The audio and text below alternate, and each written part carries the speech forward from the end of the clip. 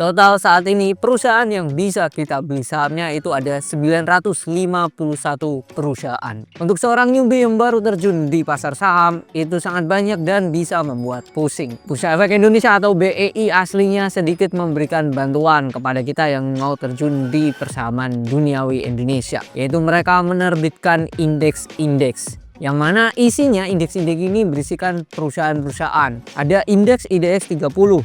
Indeks yang mengukur kinerja harga dari 30 saham yang memiliki likuiditas tinggi dan kapitalisasi pasar besar beserta didukung oleh fundamental perusahaan yang baik. Lalu ada indeks IDX High Dividend 20. Indeks yang mengukur kinerja harga dari 20 saham yang membagikan dividen tunai selama 3 tahun terakhir dan memiliki dividen yield yang tinggi. Itu tadi dua jenis indeks yang sering dimention. Aslinya ada indeks lain juga yang sering dimention, yaitu LQ45 dan indeks CII. Namun kalau kita melihat performa harga saham-saham yang masuk ke indeks 30, hasilnya 27 saham mengalami penurunan dalam 3 bulan terakhir. Bahkan macam Adro, MDKA ini turunnya lebih dari 30% dalam 3 bulan terakhir. Di IDX High Dividend 20 pun hasilnya sama. 18 perusahaan mengalami penurunan harga saham dalam 3 bulan terakhir. Ada KLBF yang turunnya 25% lebih dalam 3 bulan terakhir, padahal labanya oke. Pertanyaannya adalah apakah saham-saham tadi yang masuk ke dalam indeks-indeks tersebut itu perusahaannya jelek? Video kali ini kita akan terfokus kepada dua indeks saja, yaitu IDX High Dividend 20 dan juga IDX 30. Dan dari indeks-indeks tersebut kita akan kerucutkan berdasarkan net income growth dalam 3 tahun terakhir yang tertinggi. Lalu berdasarkan PE ratio dan PBV ratio, mana yang terendah atau bisa dikatakan kondisi saat ini murah. Lalu kita akan lihat secara dividennya yang jumbo itu mana saja. Jadi itu 4 indikator yang akan kita ulas dalam saham-saham yang masuk indeks IDX 30 dan IDX High Dividend 20. Net income growth dalam 3 tahun terakhir, PE dan PBV rata-rata yang rendah, dan juga perusahaan yang membagi dividen jumbo. Apa saja saham-sahamnya kita akan ulas di video kali ini.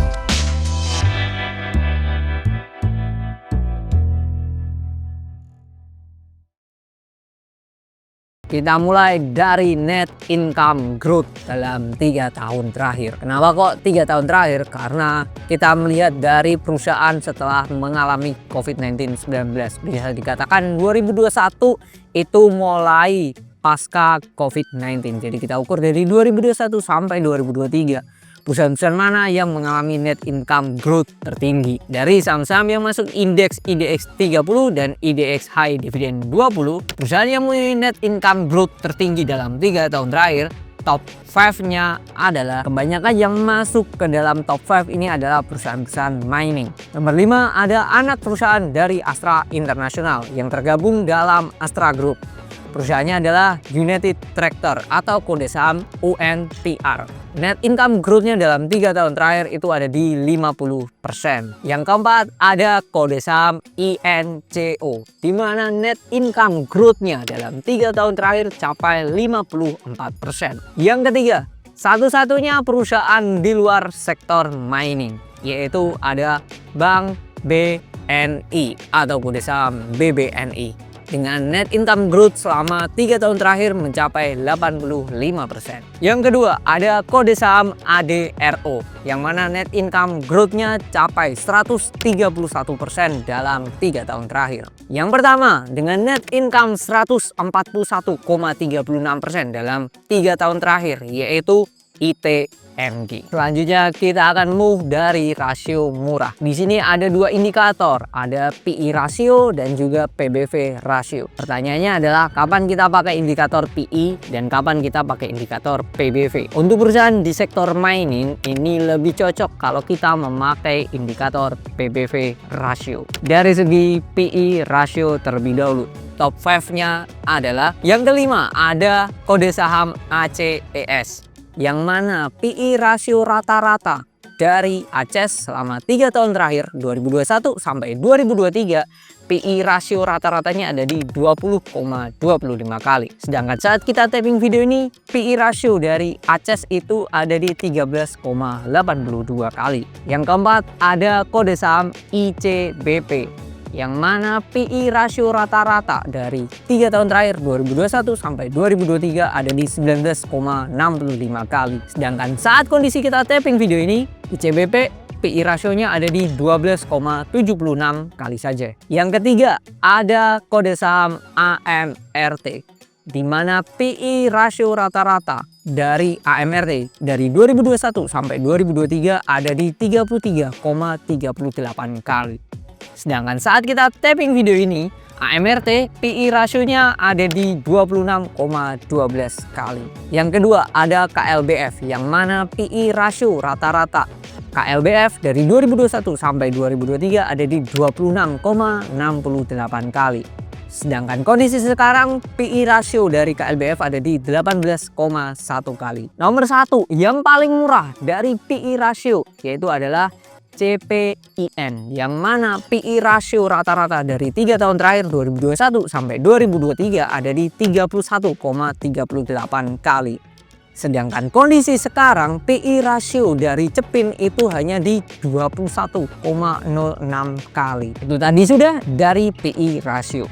Kalau kita melihat dari PBV rasio, top 5-nya adalah yang pertama ada ASII, yang mana PBV rata-rata dari ASI dari 2021 sampai 2023 ada di 1,23 kali. Sedangkan kondisi sekarang PBV dari Astra International itu ada di 0,97 kali. Yang kedua ada ADRU, di mana PBV rata-rata dari 2021 sampai 2023 ada di 1,09 kali. Kondisi sekarang ADRU PBV-nya ada di 0,63 kali. Di posisi ketiga ada perusahaan di perbankan yaitu Bank Rakyat Indonesia, kode saham BBRI. Yang mana PBV rata-rata dari 2021 sampai 2023 ada di 2,48 kali. Kondisi sekarang PBV dari BBRI itu ada di 2,01 kali saja. Yang kedua ada SMGR, yang mana PBV rata-rata dari 2021 sampai 2023 ada di 1,05 kali. Sedangkan kondisi sekarang nih, PBV dari SMGR itu separuhnya dari rata-ratanya, yaitu ada di 0,47 kali saja. Yang pertama ada Aneka Tambang, kode sahamnya ANTM, yang mana PBV rata-rata dari 2021 sampai 2023 ada di 1,98 kali. Kondisi sekarang PBV Antam ada di 1,23 kali. Sekarang kita akan move ke perusahaan-perusahaan mana sih yang membagikan dividen jumbo yang masuk ke dalam IDX 30 dan IDX High Dividend 20. Nah, kalau kita melihat jumbo itu bermacam-macam sudut pandangnya. Ada yang bisa melihat dari DPR atau Dividend Payout Ratio. Besarnya dividen dibagi dengan EPS atau laba yang diperoleh oleh perusahaan. Ada juga yang melihat dividen jumbo dari dividen yield, di mana dividen dibagi dengan harga sahamnya. Nah, kondisi sekarang kita melihat dividen jumbo itu berdasarkan dividen yield. Yang masuk ke top 5 dengan dividen yield terbesar, kebanyakan ini ada di sektor komoditas. Saham-sahamnya adalah yang kelima, ada perusahaan dari BUMN, yaitu perusahaan gas negara. Kode sahamnya PGAS dengan dividen yield 9,21%.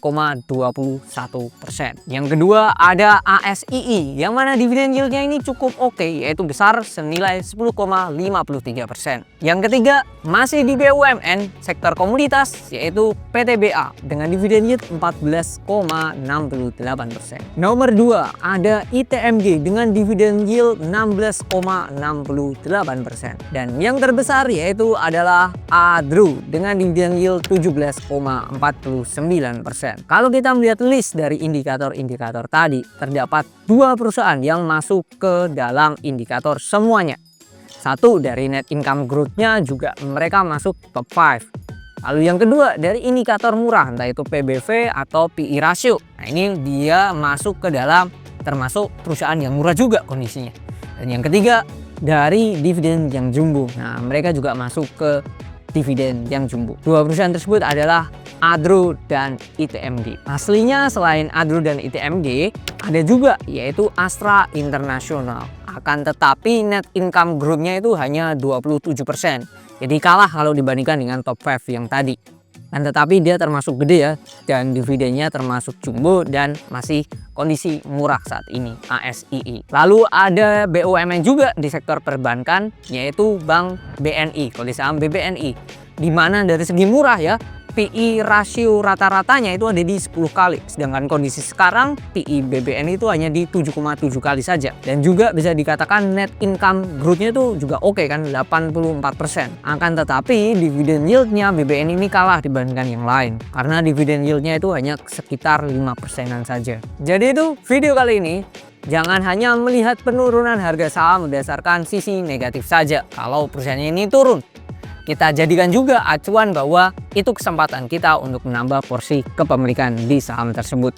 Semoga bermanfaat dan sampai jumpa di video lainnya.